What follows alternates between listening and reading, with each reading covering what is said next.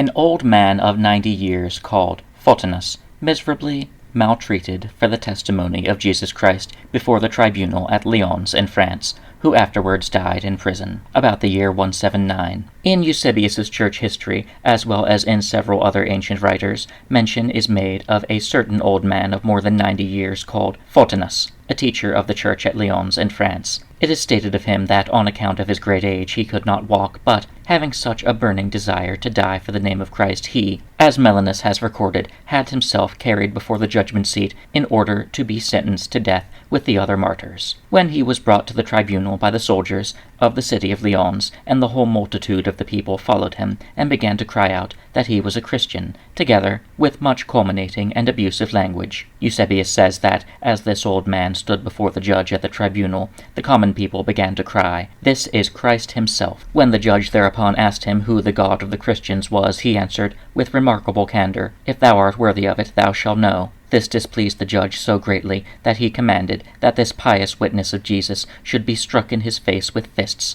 Upon this he was most unmercifully pushed, kicked, pulled, and knocked by the bystanders, and thrown at with whatever they could get hold of, without regard to the feebleness of his age. Yea, they considered those accomplices with him, who did not show enough diligence in assaulting and every way abusing this aged man. Photinus, having been thus maltreated, yea, nearly beaten to death, so that his life seemed almost extinct, was taken from the tribunal back to prison, where, after 2 days of great misery, having commended his soul into the hands of God, he died, and thus attained to a blessed end.